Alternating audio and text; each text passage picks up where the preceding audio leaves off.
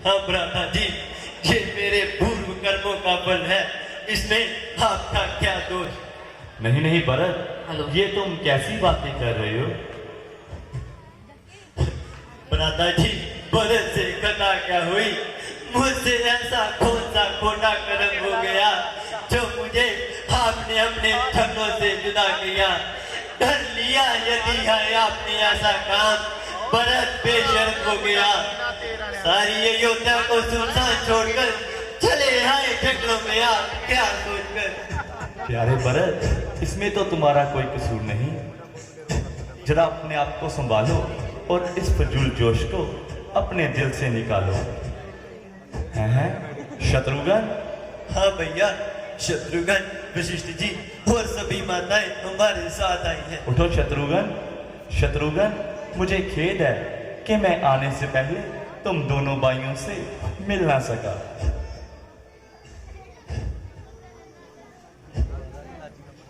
प्रणाम माताजी। माताजी, आप किसी प्रकार का ख्याल ना करें और अपनी तबीयत बेहाल ना करें। इसमें आपका क्या कसूर है, ये तो ईश्वर को ही मंजूर है। प्रणाम माताजी। चिरंजीव रहो बेटा। हे परमात्मा, तुम्हारा शुक्रिया, मैंने ये चांद सा चेहरा फिर देखा, मगर शौक की भय बिचारे अंत समय भी तुम्हारा दीदार न कर सके। हैं क्या कह रही हैं माताजी? हाँ बेटा, अब तुम्हारे सिर पर तुम्हारे पिता का छाया तक नहीं रहा।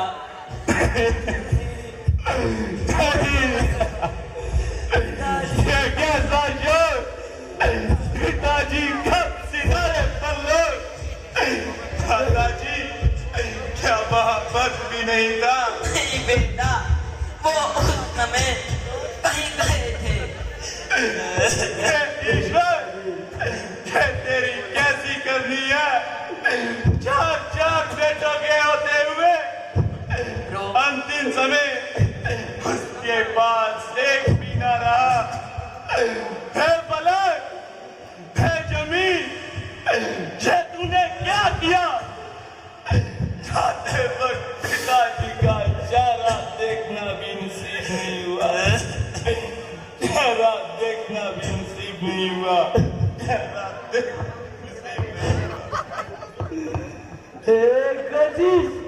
तू क्यों हमारे पीछे पड़ी है? जो फलफाट करने पे तुली है, से निकाल कर जहाँ फलों में भिजा दिया और जिससे पिताजी का छाया भी उतार दिया। जाली मोर, तू कम से कम 14 वर्ष का सफर तो कर दी, तूने भी अभी कहर उतारा था, अभी कहर उतारा था।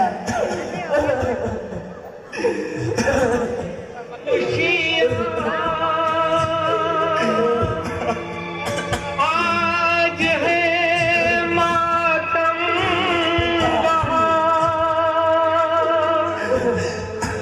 वक्त लाया था बहार। तक पिताजी का साया सर पर था, वो आखिरी दम तक बस एक ही बात कहते रहे, रघुकुल रीत सदा चली आए, प्राण जाए मगर वचन न जाए। इसीलिए मैं पिताजी की आज्ञा अनुसार 14 वर्षों के अधिक एक दिन नहीं यहाँ लगाऊंगा और सीधा अयोध्या की तरफ चलाऊंगा। तो ठीक है भैया, माता कौशल्या जी जो हुक्म दे वह तो इंसाफ है। बेटा, मेरी खुशी तो इसी में है कि तुम दोनों भाई अपने अपने धर्म का पालन करो। जो आज्ञा माताजी। भैया, हर बात का अधिक हट करना फिजूल है। प्यारे भरत, माताजी ने तो पहले ही कह दिया था कि अपने अपने धर्मों का पालन करो। मैं अपने धर्म का पालन करता हूँ। मैं 14 वर्ष इन वनों में रहता हूँ। तब तक भैया भरत, आप जाकर महलों में राजपाट संभालें।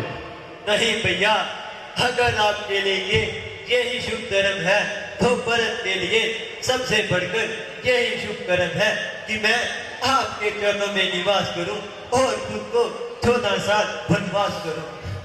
प्यारे भरत, ये तुम कैसी बातें कर रहे हो? क्या अपने पिताजी की मृत्यु को आप ऐसे ही जाने दोगे? नहीं नहीं भरत, हमारे पिता ने हमारे लिए जो कुछ सोचा था सब अच्छा ही सोचा था। अब तुम ऐसा करो, वापस अयोध्या चले जाओ और जाकर वहां का राजपाट संभालो। नहीं भैया नहीं, मैं अयोध्या नहीं जाऊंगा। भरत,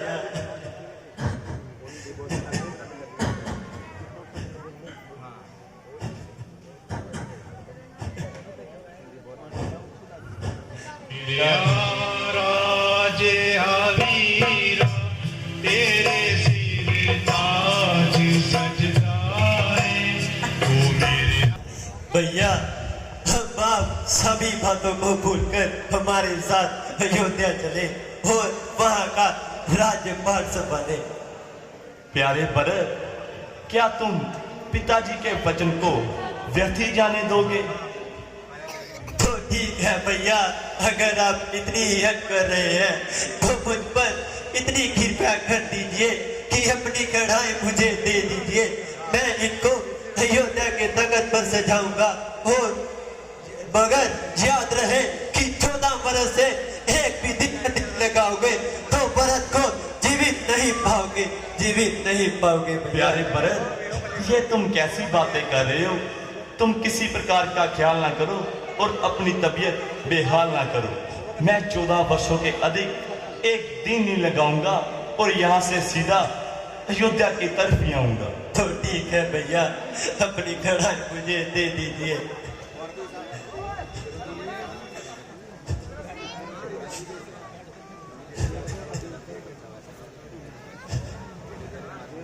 ये लो भरत,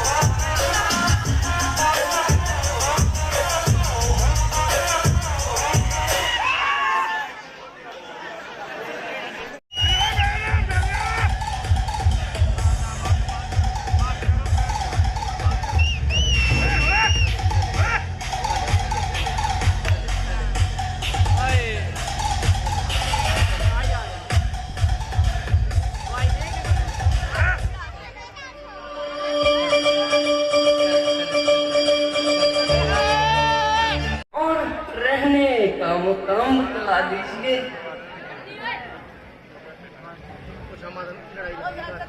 देवी, हम अवधपति दशरथ जी के जाए हैं और पिताजी की आज्ञा से 14 वर्षों के लिए इन वनों में आए हैं।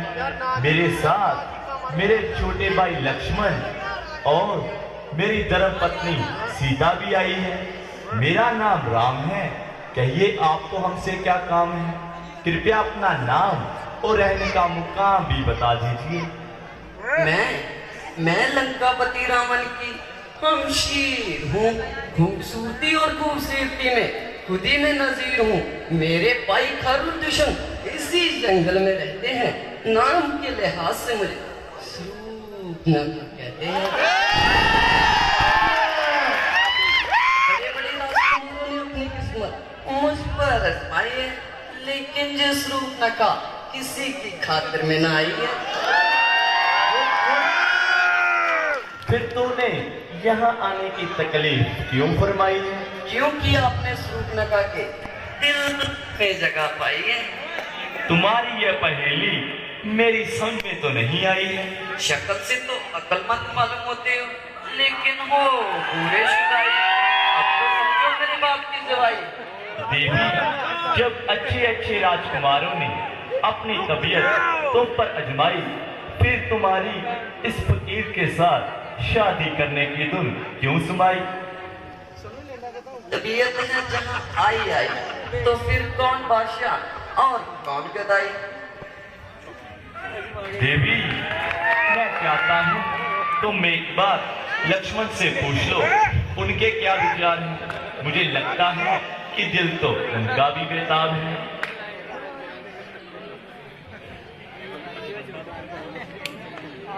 अरे जी, उनसे तो मैं दिल लगी कर रही थी। वास्तव में तो आप ही की मोहब्बत का दाम पर रही थी। बैग काला करोटा, आप लूस का सोटा।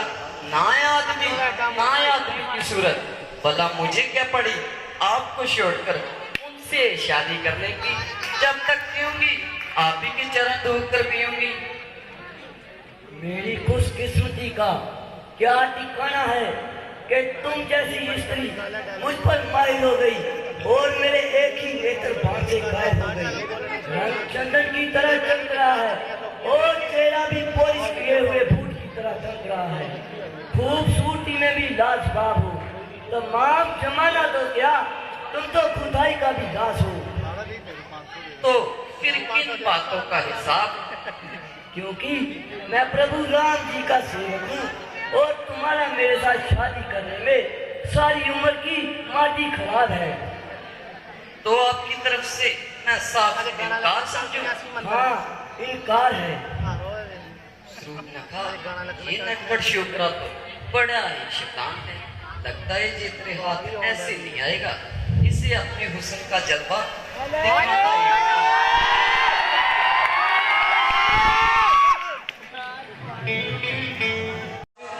बहुत सी रानियों का खुश रखने का दम रखते हैं। देवी, जो ऐसा करते हैं वो महापाप है। लगता दाल नहीं गलेगी। चल दूसरे के पास चल। है जी, ये मुझे आपने किस पागल के पास भेज दिया? ना बोलने का तरीका, ना बात करने का सलीका। शक्ल तो देखो जैसे परसों पुराना मरीज। 3 मील से ऐसी बदबू आई, नाक दबाकर उल्टे पांव भागी चली आई। सुंदरी, जो शख्स खुद किसी का गुलाम हो वो तुम जैसी स्त्री के साथ कैसे हम कलाम हो। तुम्हें नहीं मगर मुझे अपने रुतबे का ख्याल है और इसीलिए तुम्हारे साथ शादी करना मेरे लिए सख्त मुहाल है। क्या तुम्हें मेरा कुल भी मालूम है? हाँ, मैं चाहता हूँ तूफान की बेहा बहन और जिसकी बदकारी का तमाम जमाने में तुम है। बस जी बस, भौंकने को खाई और काटने को खाई। जरा जुबान को लगाम दीजिए। जाती है तो सिखाऊं मौत के पाँव। ये नटखट छोकरा तो बहुत ही शैतान है। चल दूसरे के पास चल कर कोशिश कर। ऐ जी क्षमा कीजिए, बहुत होगी दिल लगी। ए बेहया बेशरम, तुझे शर्म नहीं आती? दो आदमी लेकर जंगल में घूमती है। ये सब तेरा ही किया धरा है। पहले आती हूँ और तेरी ही माटी को टकाने लगाती हूँ।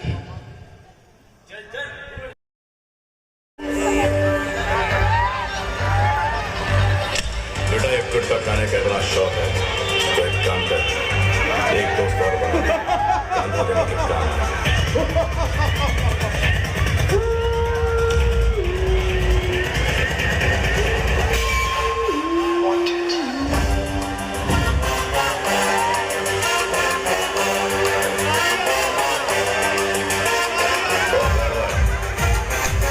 तो लड़की के पीछे भाग गया, लड़की पैसा लेके भागी, तो पैसे के पीछे भाग गया, लड़की तेरे पीछे भागी।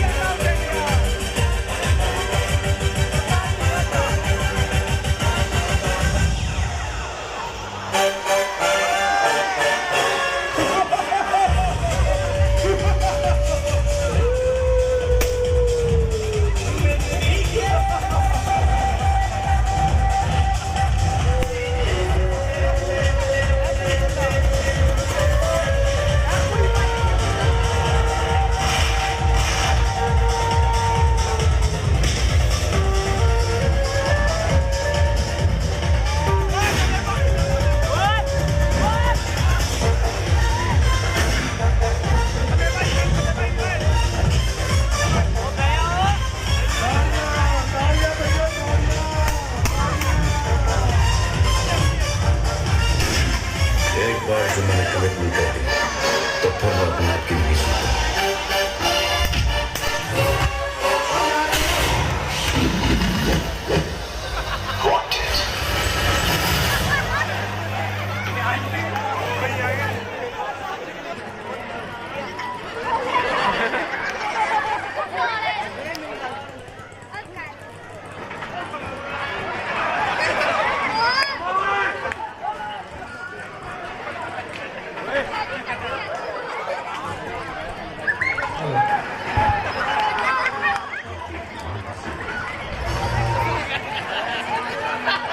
कहानी 2035 रोबोट इंसानों को हट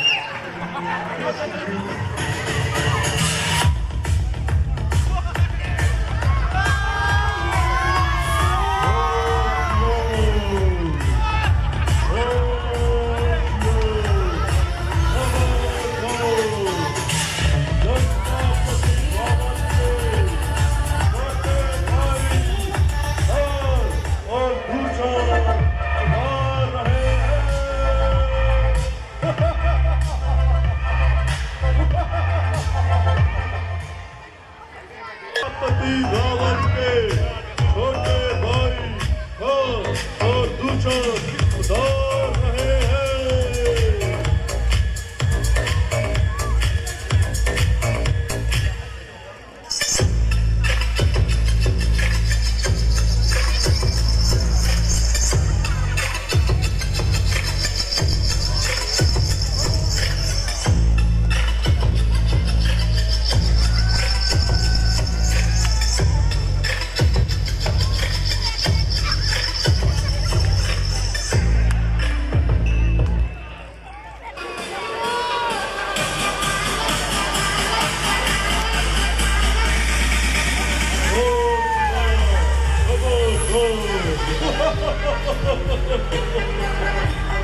महाराज और दूसरा उतार रहे हैं।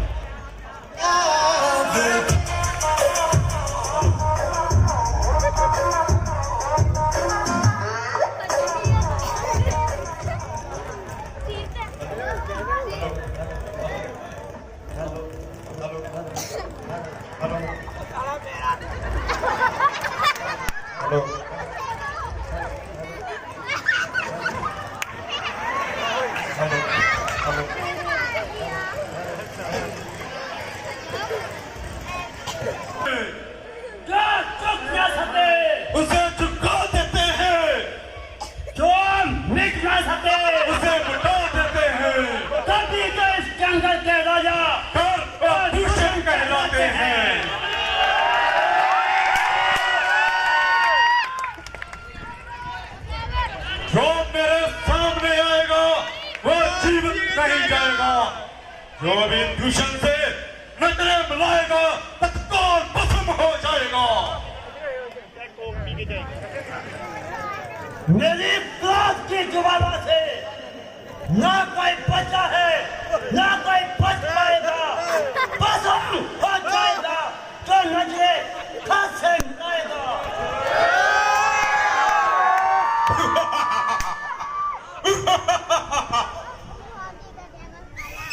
जब मैं चलता रहता हूँ तो ज्यादा डिस्टर्ब कर जाता हूँ, तभी तो अपना नाम फल कहलाता हूँ।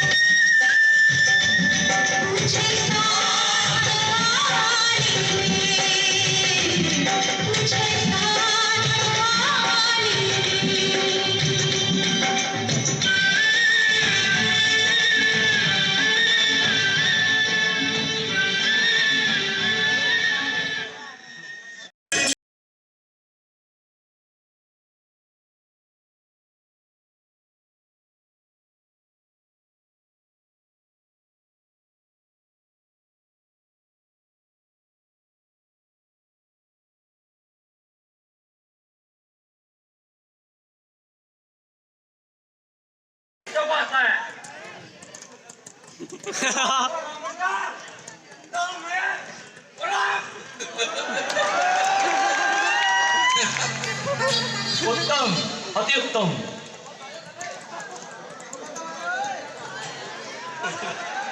मुझसे वादा, तुझे मारने के कारण जीतेंगे ज्यादा। तुम्हें देखकर तो कहावत मुझे भी एक याद आती है, लल्लू करे कवलियां रब सिद्धियां पावे। ये तो भैया इसने पिछले साल भी बोला था। सिद्धि हम पाएंगे और तुझे जब लोग बचाएंगे। बातें ही बनाओगे या कुछ कर कर भी दिखाओगे? तुम बाणी उठाओगे या चलाकर भी दिखाओगे। लो मेरा बाण आता है और तुम मेरा बाण आता है।